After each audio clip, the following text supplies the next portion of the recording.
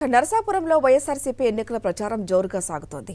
ఆ party MLA అభ్యర్థి ముదునూరి ప్రసాదరాజు ఇంటింటా తిరుగుతూ ప్రతి గడపకు సంక్షేమాన్ని చేర్చిన వైఎస్ జగన్కే మళ్లీ అధికారాన్ని అందించాలని ఓటర్లను కోరారు. అంతేకాదు నన్ను గెలిపిస్తే నియోజకవర్గాన్ని మరింతగా అభివృద్ధి చేస్తానని ప్రజలకు హామీ ఇచ్చారు.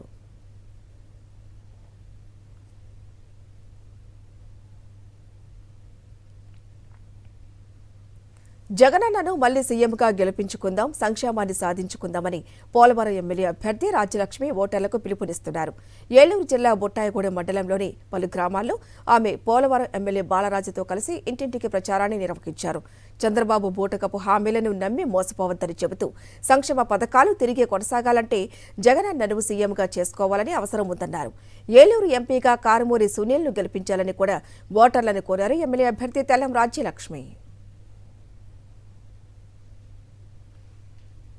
ఈరోజు ఏ పల్లికెళ్ళినా, ఏ మూలకెళ్ళినా, ఏ గడపకెళ్ళినా ఎంతో ఆనందంగా నన్ను చాలా బాగా ఆర్దలిచ్చి నన్ను స్వాగతం పలికి మళ్ళీ ఈ జగనన్నకే ఓటేస్తాం, జగనన్న ప్రభుత్వాన్నే తెచ్చుకుంటాం అమ్మ అనేసి నన్ను ఆశీర్వదించి పంపుతున్నారు. ఈ వైఎస్ఆర్ కాంగ్రెస్ పార్టీ అభ్యర్థిగా నాకు చాలా ఆనందంగా ఉంది. గెలిచినంత వాళ్ళు ఇప్పుడు పిలుస్తుంటే నేను ఆల్రెడీ గెలిచేసినంత ఆనందంగా ఉంటుంది. వైఎస్ జగన్ ప్రభుత్వంలో పేద ప్రజల జీవన ప్రమాణాలు మెరుగుపడ్డాయన్నారు మంత్రి సీదిరి అప్పలరాజు. పలాస కాశీబుగ్గ మున్సిపాలిటీలోని పలు వార్డుల్లో ఆయన ఎన్నికల ప్రచారం నిర్వహించారు. ఈ సందర్భంగా కుల మతాలకు అతీతంగా ప్రతి ఇంటికి సంక్షేమ పథకాలు అందించామన్నారు. ఉద్దానం అభివృద్ధికి 100 కోట్లు కేటాయించి కిడ్నీ రీసెర్చ్ సూపర్ స్పెషాలిటీ ఆసుపత్రి, ఇంటింటికి తాగునీరు అందించే మంచినీటి పథకం తమ ప్రభుత్వం ఏర్పాటు చేసిందన్నారు మంత్రి సీదిరి. రాష్ట్రంలో బీసీలకు ముఖ్యమంత్రి వైఎస్ జగన్మోహన్ రెడ్డి సముచిత స్థానం కల్పించారని మాజీ మంత్రి వైఎస్ఆర్సీపీ జిల్లా అధ్యక్షుడు చెరుకువాడ శ్రీరంగనాథరాజు అన్నారు. ఆచంట మండలం వల్లూరు గ్రామంలో ఇంటింటి ప్రచారం నిర్వహించారు. మహిళలు పెద్ద ఎత్తున పాల్గొని శ్రీరంగనాథరాజుకు స్వాగతం పలికారు. మరోసారి టీడీపీ మాయలో పడవద్దని ఓటర్లను కోరారు శ్రీరంగనాథరాజు. కులమతాలు పార్టీలకు అతీతంగా ప్రతి కుటుంబానికి సంక్షేమ పథకాల ఫలాలు అందించిన ఘనత వైఎస్ఆర్సీపీ ప్రభుత్వానిదేనని ఎమ్మెల్యే రాంబాబు అన్నారు. ప్రకాశం జిల్లా మండలంలోని పలు గ్రామాలలో ఆయన ఎన్నికల ప్రచారం నిర్వహించారు. మరోవైపు మార్కాపురంలో తండ్రి తరపున తనయుడు కృష్ణ చైతన్య ఎన్నికల ప్రచారం నిర్వహించి ఫ్యాన్ గుర్తుకే ఓటు వేయాలని ఓటర్లను కోరారు. అభివృద్ధి చేసి చూపించిన తర్వాతే ఓటు అడగటం వైఎస్ఆర్సీపీ నాయకుల లక్షణమన్నారు ఎంపీ పిల్లి సుభాష్ చంద్రబోస్. చంద్రబాబుల మోసపూరిత హామీలు ఇవ్వటం సీఎం వైఎస్ జగన్కు చేత కాదన్నారు. అలాగే రాజమండ్రిలో జరిగిన అభివృద్ధే భారత్ని గెలిపిస్తుందని ఆయన ధీమా వ్యక్తం చేశారు. వాలంటీర్లకు 10,000 జీతం పెంచుతామని ఏ విధంగా నమ్మాలి అనేది ఒక పెద్ద ప్రశ్న. ఏంటంటే దాదాపు దరిదాపుగా 70,000 కోట్లు అవుతుంది సంవత్సరానికి ఈ సంక్షేమ కార్యక్రమాలు. మరి ఆయన ఇచ్చినవి అన్నీ లెక్క పెడితే 1,40,000 కోట్లు అవుతుంది. ఏ విధంగా ఇవ్వగలరో హామీలు ఇవ్వటమే కాదు, ప్రజలకి సమాధానం కూడా చెప్పుకోవాల్సిన అవసరం. ఏ విధంగా డబ్బులు రిసోర్సెస్ ఏ విధంగా పెంచుకుంటారు, ఎట్లాగొస్తాయి కూడా నమ్మకం కలగజేయాలి. అది ఎక్కడ చెప్పట్లేదు. అంచేత ప్రజలు ఒకవేళ చెప్పినా నమ్మే పరిస్థితి కూడా లేదులండి. ఎంచేతంటే గత ఎన్నికల్లో 2014 ఎన్నికల్లో 642 హామీలు ఇచ్చి 600 గాలికి విడిచిపెట్టారు.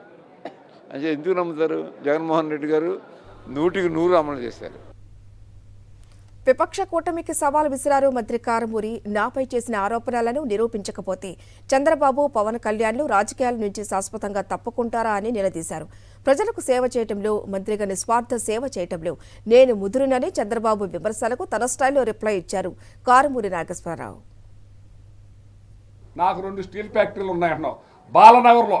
నేను ఛాలెంజ్ చేస్తున్నా, నాకు 2 స్టీల్ ఫ్యాక్టరీలు ఉంటే కనుక నా కొడుకు నేను రాజకీయాల్లోంచి విరమించి టోటల్గా బయటికి వెళ్ళిపోతాం. మీ ఇద్దరు చంద్రబాబు నాయుడు గారు, పవన్ కళ్యాణ్ గారు కానీ రాజకీయాల నుంచి తప్పుకుంటారా? ఛాలెంజ్ విసురుతున్నాను. రండి, నా ఫ్యాక్టరీలు చూపించండి, నా స్టీల్ ఫ్యాక్టరీలు ఎక్కడున్నాయో చూపించండి. అలాగే ఇంకొకటి కూడా విసురుతున్నా మీకు, ఈ టీడీఆర్కి సంబంధించి చర్చకి సిద్ధం. చంద్రబాబు నాయుడు వచ్చినా, పవన్ కళ్యాణ్ గారు వచ్చినా నరేంద్ర సెంటర్లోనే పెడదాం. 5 ఏళ్లుగా రాష్ట్రంలో వైఎస్ జగన్ ప్రజారంజక పాలన కొనసాగిస్తున్నారని ఉదయగిరి వైసీపీ ఎమ్మెల్యే అభ్యర్థి మేకపాటి రాజగోపాలరెడ్డి అన్నారు. నెల్లూరు జిల్లా కొండాపురం మండల పరిధిలోని పలు గ్రామాల్లో ఆయన ఎన్నికల ప్రచారాన్ని నిర్వహించారు. ఈ సందర్భంగా ఆయనకు ప్రజలు ఘన స్వాగతం పలికారు. మేకపాటి రాజగోపాలరెడ్డి చిన్నారులతో కలిసి కొంతసేపు కోలాటమాడారు. త్వరలో జరగబోయే ఎన్నికల్లో ఫ్యాన్ గుర్తుకు మళ్లీ ఓటు వేసి వైఎస్ జగన్ ని మరోసారి సీఎం చేయాలని ఈ సందర్భంగా ఓటర్లను కోరారు. మనకు జగన్మోహన్ రెడ్డి ఆయన కులము మతము పార్టీలు ఏమీ చూడకుండా ప్రతి ఒక్కరికి సహాయం చేసిన వ్యక్తి జగన్మోహన్ రెడ్డి. అదే పద్ధతిలో మనం కూడా ఆయనకి ఇక్కడ పార్టీలు ఏది అవసరం లే, మనకి ఎవరైతే ఏ ముఖ్యమంత్రి అయితే మనకు సహాయం చేశాడో ఆయన్ని మళ్ళా తెచ్చుకోవాలనే దానికి మీరు అందరూ ప్రతి ఒక్కళ్ళు ఆలోచించాలి. ప్రతిపక్ష నాయకులు తనపై చేస్తున్న తప్పుడు ఆరోపణలను నిరూపించాలని సవాల్ విసిరారు డిప్యూటీ స్పీకర్ కోలగట్ల వీరభద్రస్వామి. 50వ డివిజన్లో ఇంటింటి ప్రచారం నిర్వహించిన ఆయన కూటమి విమర్శలని ప్రజలకు నమ్మవద్దన్నారు. జగన్ పాలనలో అందుతోన్న సంక్షేమ అభివృద్ధిని చూసి మళ్లీ వైసీపీకే పట్టం కట్టాలని ఓటర్లను కోరారు. ఏ చెరువు అయితే కబ్జా చేసామని చెప్తున్నారో చెరువు మీద తీసుకెళ్ళి ఆ డాక్యుమెంట్ చూపించండి. అది అప్పుడు వాస్తవం. అదే ఊరికనే బంగ్లాల్లో కూర్చొని ఇళ్లలో కూర్చొని స్టేజీల మీద చెరువులు కబ్జా చేశారు, కాలువలు కబ్జా, ఇదేమన్నా అడివా అని అడుగుతున్నాం. ప్రజాస్వామ్య రాజ్యం ఇది. తప్పుడు మాటలు చెప్పి దయచేసి ఓట్లు అడిగే దుస్థితి దుర్గతి విడనాడండి. చెప్పండి మీ పరిపాలనలో చేసిన పనులు ఏముంటే, రానున్న కాలంలో పనులు చేస్తామని చెప్పండి. మేము చెప్తున్నాం ధైర్యంగా 170% పనులు చేసాం. మరొకసారి అవకాశం ఇవ్వండి. ఈ విజయనగరాన్ని సమస్య లేని విజయనగరంగా తయారు చేస్తామని చెప్తున్నాం. సూపర్ 6 పథకాలంటూ మీ ముందుకు వస్తున్న చంద్రబాబుని ప్రజలు నమ్మొద్దని వైఎస్ఆర్సీపీ రాయదుర్గం ఎమ్మెల్యే అభ్యర్థి మెట్టు గోవిందరెడ్డి పిలుపునిచ్చారు. అనంతపురం జిల్లా రాయదుర్గం మండలంలోని పలు గ్రామాలలో ఆయన ఎన్నికల ప్రచారం చేశారు. అభివృద్ధి సంక్షేమం ఇలాగే కొనసాగాలంటే మే 13న జరిగే ఎన్నికల్లో ఫ్యాన్ గుర్తుకు ఓటు వేయాలని ఓటర్లను కోరారు.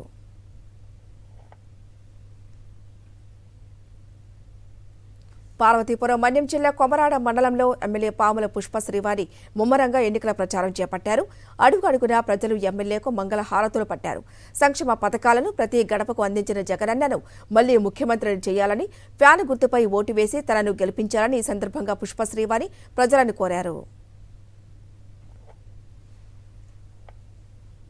ఈసారి ఎన్నికల్లో వైఎస్ఆర్సీపీ క్లీన్ స్వీప్ చేస్తుందని ముమ్మిడివరం ఎమ్మెల్యే అభ్యర్థి పొన్నాడు సతీష్ కుమార్ ధీమా వ్యక్తం చేశారు. పితాని బాలకృష్ణతో కలిసి ఆయన ఇంటింటికి ఎన్నికల ప్రచారంలో పాల్గొన్నారు. ఈ సందర్భంగా నియోజకవర్గ ప్రజలు అధికార పార్టీ నేతలకు ఘన స్వాగతం పలికారు. వైఎస్ జగన్ అందించిన సంక్షేమం మళ్లీ అధికారాన్ని అందిస్తుందని పొన్నాడు ఆశాభావం వ్యక్తం చేశారు. దేశ చరిత్రలోనే బడుగు బలహీన వర్గాలకు చట్టసభల్లో 50% సీట్లు కేటాయించిన ఏకైక సీఎం వైఎస్ జగన్ అని మాజీ మంత్రి శ్రీరంగనాథరాజు అన్నారు. పోడూరు మండలం తూర్పుపాలెం క్యాంపు కార్యాలయంలో శెట్టి బలిజ సామాజిక వర్గానికి చెందినటువంటి సుమారు 200 మంది టీడీపీ నాయకులు వైఎస్ఆర్సీపీలో చేరారు. వారందరికీ ఎమ్మెల్యే కండువా కప్పి సాదరంగా ఆహ్వానించారు. సంక్షేమ పథకాలు కొనసాగాలంటే మళ్లీ ముఖ్యమంత్రిగా వైఎస్ జగన్మోహన్ రెడ్డి రావాలన్నారు. YSR Congress party Kurnool assembly అభ్యర్థి మహమ్మద్ ఇంతియాజ్ నగరంలో నిర్మించిన పార్టీ కార్యాలయాన్ని కర్నూలు మాజీ ఎమ్మెల్యే ఎస్పీ మోహన్ రెడ్డి ప్రారంభించారు.